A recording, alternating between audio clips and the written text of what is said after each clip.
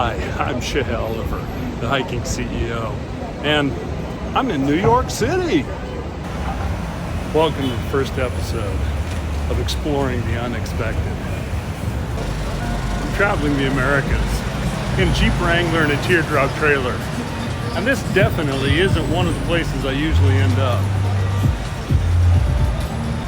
I'm checking out all kinds of places. Some really big places you've probably heard of, like, well, New York City, and a whole bunch of small places you may have never heard of. But this story starts in a much less populated and much more serene location.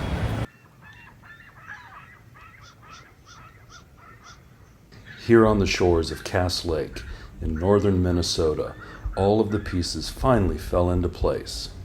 I'd been wandering the U.S. for the last year, occasionally posting on social media. But I knew in my heart that it was time to get serious and really begin sharing this adventure with you. So after a great night of sleep in my adorable Teardrop trailer, it's time to start. I'm not sure where this adventure of sharing will end up, but there's only one way to know, and that's to get going.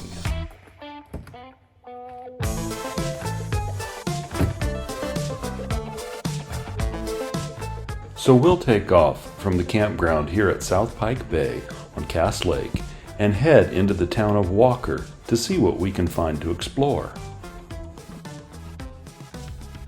When I saw the sign for the city dock, I immediately headed down. I love boats, and I was really hoping that I would see some boats, but there wasn't that many out there. I guess since it's later in the season, most of the boats are either out on the water right now or have already been pulled out of the water for the season. There's the popular Chase on the Lake Hotel. And check out how clear the water is in Leech Lake. I don't know about you, but I definitely prefer lakes with clear water than with mud. Since there's not much else to see from the city dock, let's head to the city park and check out this lighthouse. The one thing I'm always going to ask whenever I see anything like this is, of course, can we get inside? Well, let's see. Ooh, the answer is yes. Oh, it's just like a little place in here to hang out. I suppose if the weather wasn't great, wouldn't be too bad to come in here and watch outside. And let's head up and see. While there's more things to check out here in Walker, I decided that since I'm coming back through town tomorrow, I would head down to Akeley and see about checking out a Paul Bunyan museum. So you're driving down the street and all of a sudden you see a giant Paul Bunyan. What do? Of course, you got to pull over and take at least one selfie. And if you're lucky, somebody will actually take one for you, and then you got to go check out the museum. So we're going to head over into the Paul Bunyan Museum and see what they have. It turns out that this museum is a bit more about the local history of Akeley and some of the residents of Akeley than it is about that giant guy outside. I don't want to say that the museum was disorganized, because it really wasn't all that disorganized. It was just that it seems as if they'd taken every piece that's been donated to them and tried to shove it in somewhere. There were some interesting pieces, including a sewing machine that, according to one visitor, might be pre-Civil War. And of course, there were some Paul Bunyan items in the museum. Let's take off from this museum and head back to the campground after I make one important shopping stop. A few days ago, I hit the grand opening of the Super One Foods in Walker, Minnesota, and now I'm back to see if I can find some of the things I sampled at that opening. And seriously, around here, They absolutely love their sausages. Okay, in all honesty, I love sausages too, and I had to get this one just so I could say, Sheboygan! And the blueberry bratwurst with wild rice turned out to be awesome. So as I was wandering around in the Super One Foods grocery store, I found some local stuff that I absolutely had to try. First amongst that, even though I'm not quite to Wisconsin, I found cheddar cheese curds. Gotta have those. They didn't make it home. They are really, really good. They're so salty and squeaky. They're just really tasty. And I'm gonna say it one more time. Sheboygan. And then it was really kind of cool. I'm wandering around. There's always sandwiches and stuff in grocery stores and even at Walmart, but I rarely see any that look this good. Black Forest ham on cranberry wild rice bread. Look at that. Doesn't that look delicious? Let's find out.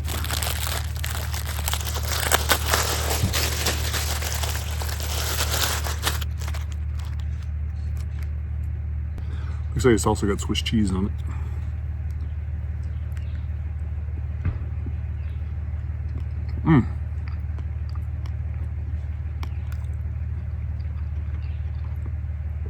That bread is awesome. The bread makes the sandwich. I probably could just have some butter and the bread and be happy as can be. So, I had to try one other thing. Minnesota potato chips. Just plain old Ripple potato chips from Old Dutch Night.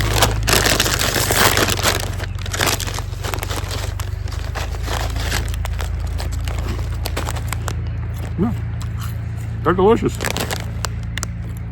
I mean, come on, who doesn't like potato chips?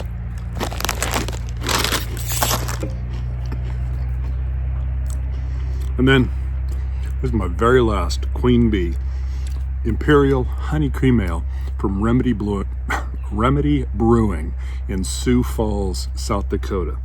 These are absolutely delicious, but they're not distributed all that widely. So if you can get your hands on a Queen Bee, you need to try these.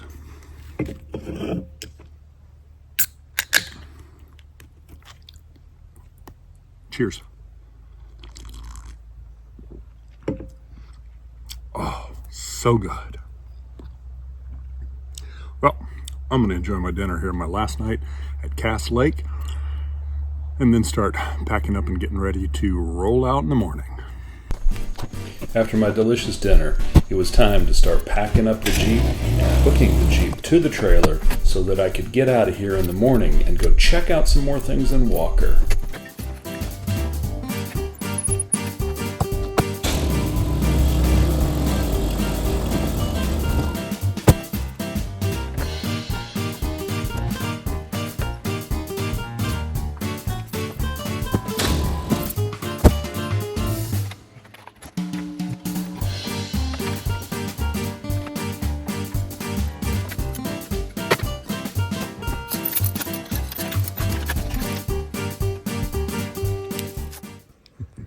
Well, it's my last morning in the Pike Bay Campground on Cass Lake.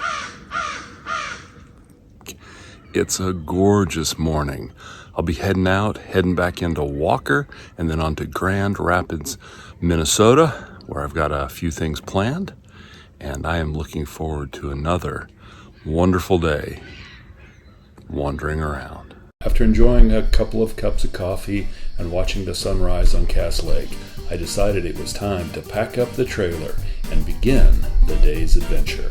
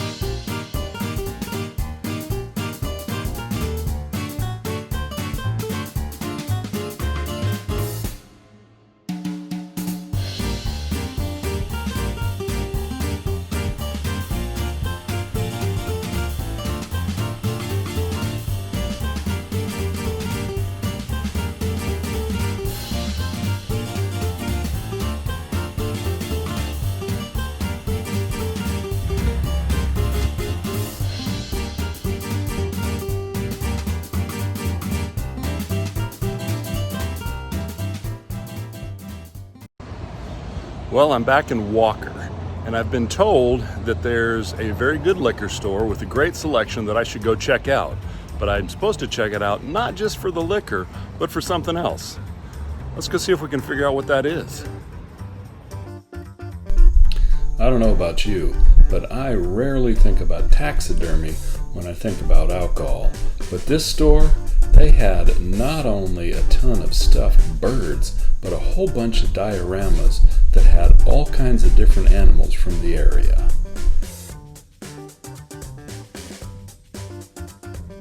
Well, I think I got a pretty good haul from that absolutely interesting liquor store that turns out to be municipal owned. So once they've covered all of their expenses at that store, all of the additional profits go to offset residents of Walker's property tax. Pretty cool model. Right next door to the liquor store was the Cass County Museum.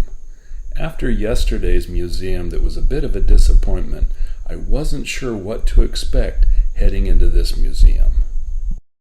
It was a totally different experience. They did a great job of tracing the history of what had happened in Cass County through many, many centuries, including an impressively organized collection of Native American shoes, clothing, and handcrafts.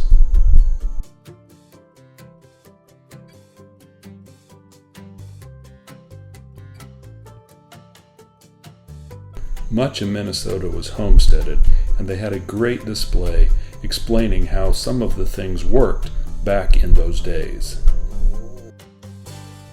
As they moved forward in time, there were displays on doctors' and dentist offices,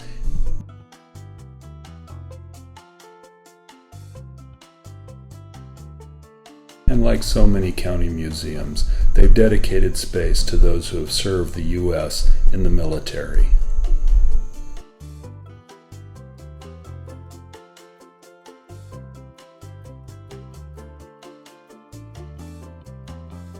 They even had replicas of what your home might look like at various times during the settlement of Minnesota.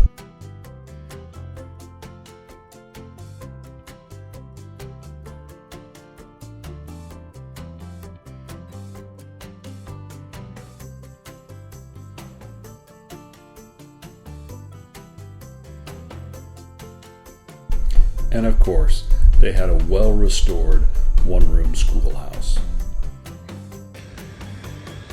I had to drop down to the city docks in Walker to take one more look at Leech Lake before I headed out of this area.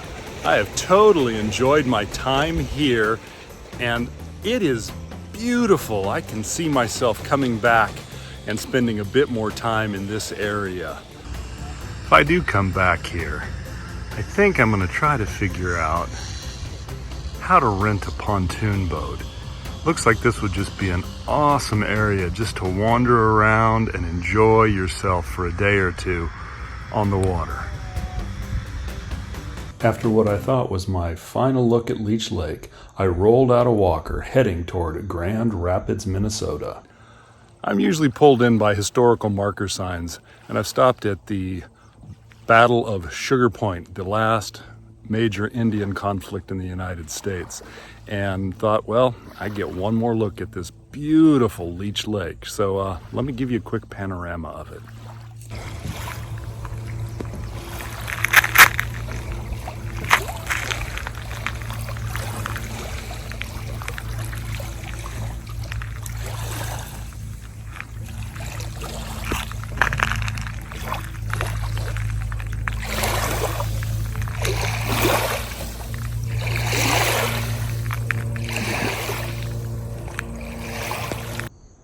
I got back on the road and continued the long drive to Grand Rapids, Minnesota.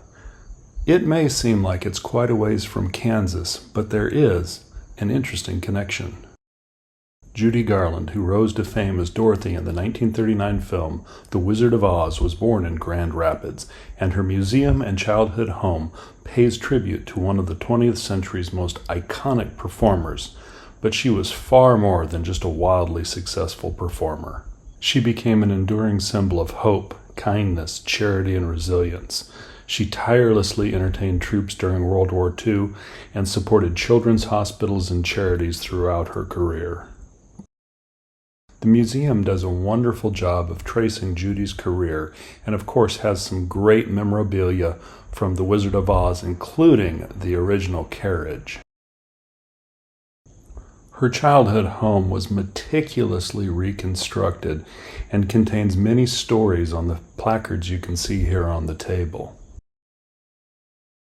It's hard not to imagine what it would have been like in this home filled with music, listening to a young Judy Garland singing.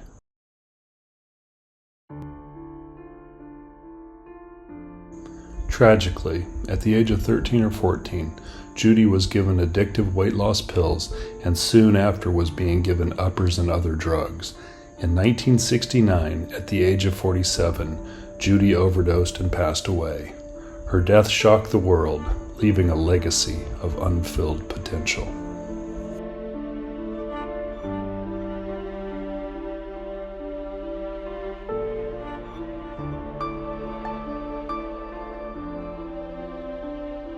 Judy's films, music, and life continue to inspire all types of performers and artists, including quilters.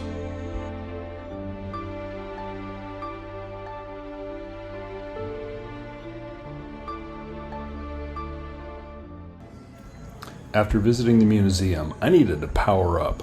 I had one more big thing that I wanted to do during the day, and I would need some energy. So, of course, I went and found some Mexican food.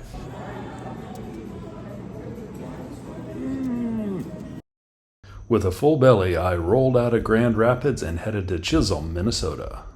From the looks of this visitor center, you might think I'm learning about something medieval, but mining is what I'm about to begin to study. Little did I know, as I headed into this replica mine, that my education about mining and metals was just beginning. Over the next few weeks, I would actually go into a real mine and learn so much, but here I was going to learn about taconite. Taconite is a low-grade iron ore that, through advanced processing techniques, has become an essential source of iron for steel production. The iron that came out of this region of the country built much of the cities on the East Coast and was absolutely critical for all of the airplanes, tanks, and equipment used during World War I and II. And while learning about this was very educational, come on, I gotta be honest, there's some big, cool equipment to check out here, and you better believe I spent some time playing around on all of this stuff.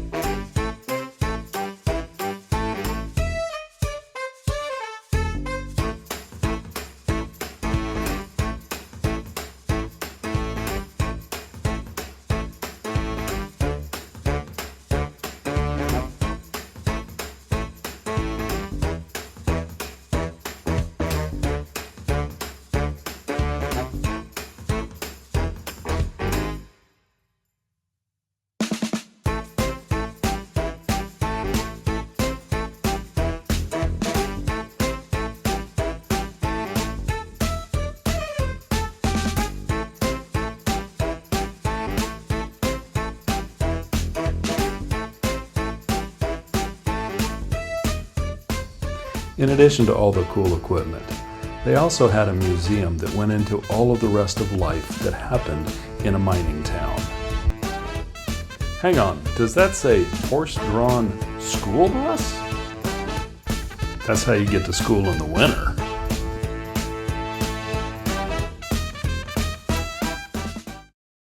While taconite was obviously the target of what the miners were after, there were all kinds of other rocks and material that were pulled out of the ground. And as you probably know, this wasn't the only natural resource in this area. Massive amounts of lumber came out of this area and were shipped all over the world. And with all the work going on in the area, along with all those kids, these machines were definitely put to work throughout the years. The museum also had some really cool old printing equipment.